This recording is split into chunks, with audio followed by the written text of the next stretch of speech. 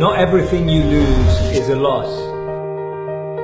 Sometimes we have to give up everything that's killing us, even if it's killing us, to let go.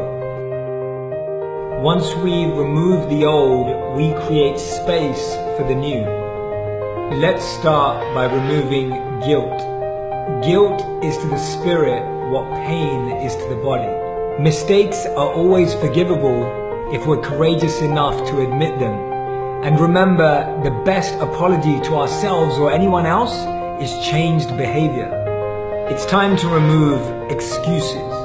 Excuses are the lies we tell ourselves so that we don't have to think anything is our fault. It's time to remove negative people. You literally don't have to be friends with anyone that doesn't support you and brings your energy down.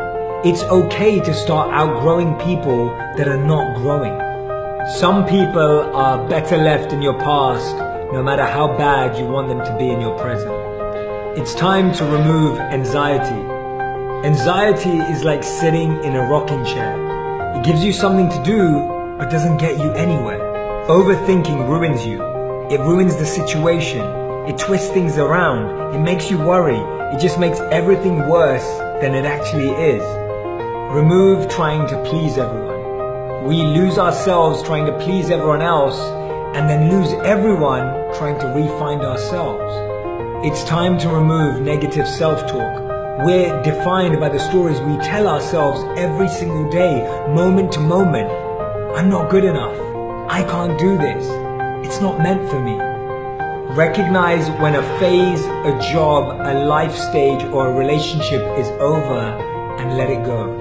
Moving on doesn't have to be a dramatic event. You can simply choose to move forward with peace and clarity.